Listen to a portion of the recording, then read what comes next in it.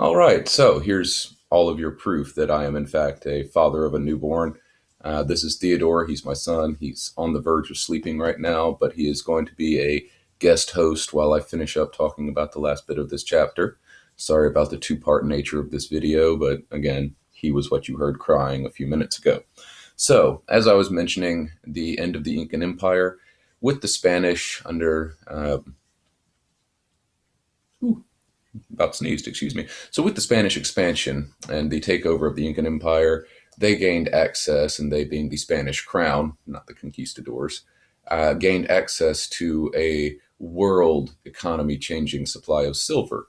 Silver being the Chinese preference on the exchange of trade goods for value. The Chinese, again, owners of the Silk Road trade routes, preferred to trade goods for weight in silver.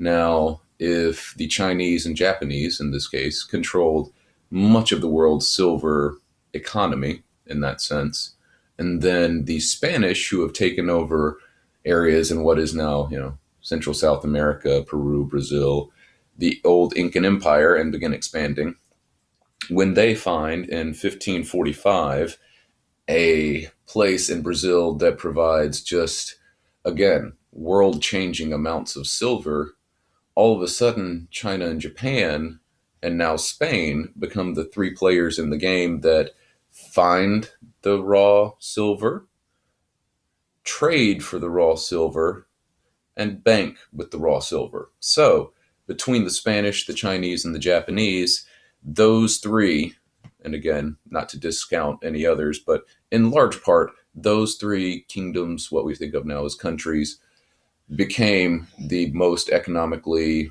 I guess, viable and influential kingdoms in the world for a time. Now, with silver going to Spain, there was also an expansion of what I told you a minute ago in the previous video, was the production of sugar from sugarcane. Now, that was and is to this day a horribly just monotonous and very, very hard work requiring, sorry, there's a better way to phrase that. It's a very labor intensive way of making sugar is from sugarcane. But in that, you have to have people power to do it. And let me check my notes to give you the right year here. Starting in 1518 under Charles I, King of Spain, and ending, I think, in 1550 is where I have it written in my notes. Roughly 12 million Africans began to be and were transported under horrible conditions, where only roughly 80% of them survived the voyage itself, started to be brought from Africa to colonies throughout the, Spanish kingdom, especially Brazil, especially to create, sugar from sugarcane.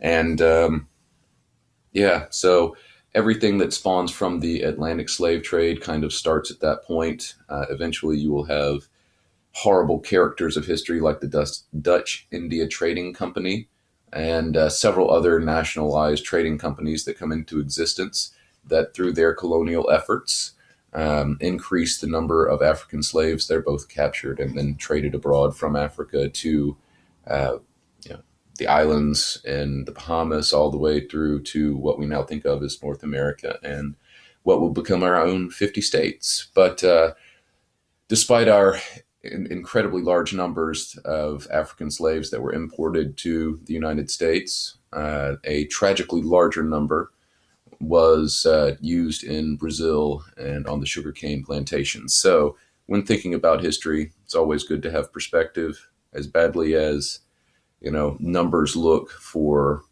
slaves coming to the New World that we think of as what would become the slaves of the American Civil War, there were tragically even more Africans displaced and enslaved and taken to use in South and Central America. So if you ever discuss the topic of the Atlantic slave trade, just remember it's not just us. You have to include a much, much larger number that includes the totality of all of the very unfortunate things that happened throughout history. But it's always good to keep in mind that sadly the numbers are much, much larger than a lot of people tended to think.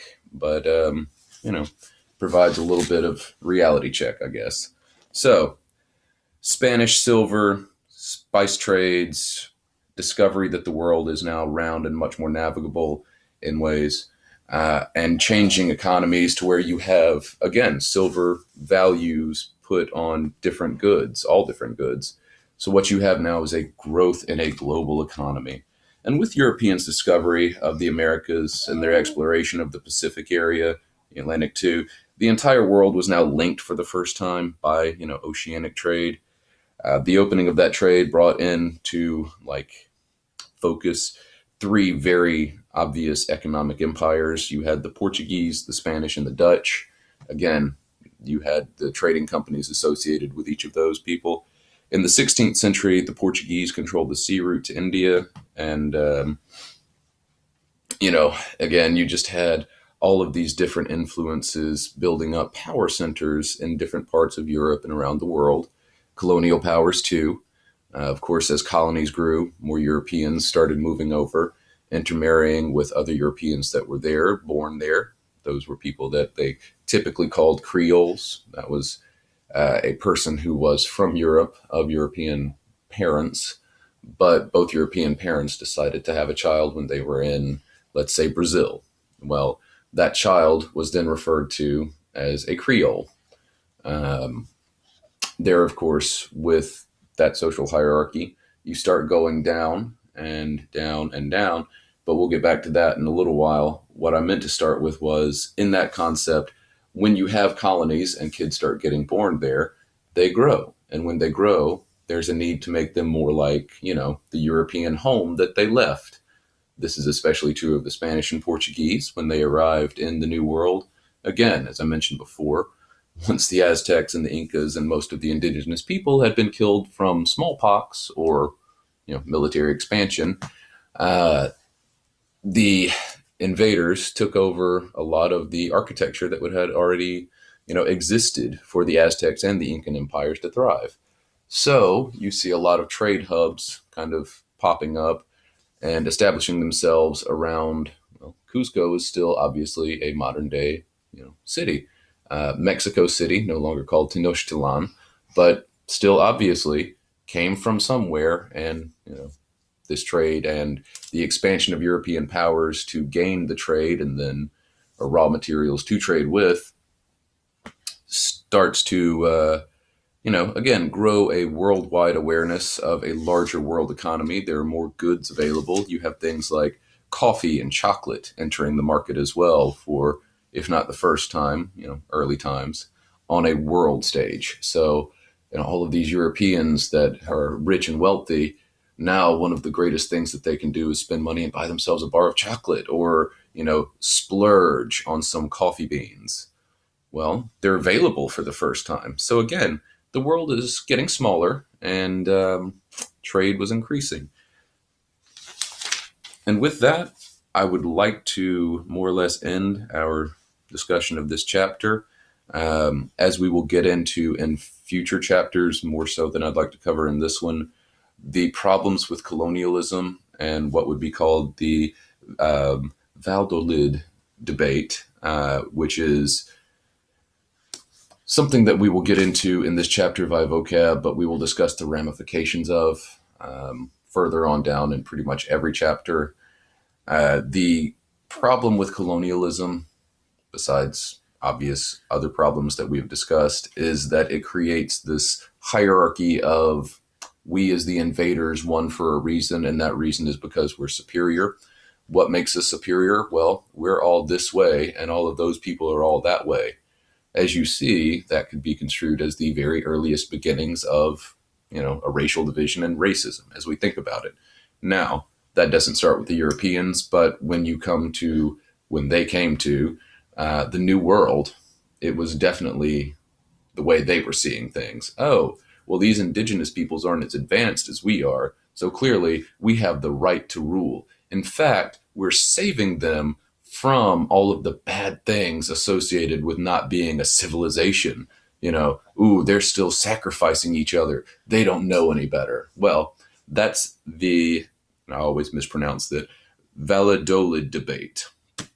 And again, King Charles I in 1550 in the city of Valladolid began having, or argued, had a convention, so to speak, on the concept of the right and wrong nature of, if you want to go out and conquer, then you need justification. This is a justification defense conceived of on religious principles. So you have a very strong Catholic Spanish king going, well, I need to justify being able to go and invade these less civilized people. Ah, wait a minute. If I'm offering them salvation from their evil ways, then the church, the Catholic Church, will back me up on this. Well, turns out that debate was had, and those were, in fact, the results. The people, powers that be, decided to justify colonialism of indigenous peoples in Central and South America because they were saving them, saving their souls. And yeah, so we'll talk about more religious expansion and the problems that created in later chapters. But for now, again, thank you very much. And I hope these videos continue to help. They will get better as the semester goes on. Right now, my wife is at work in person instead of at home today. So I'm having to do double duty. That being said, hopefully this information helps, and I will see you in class soon.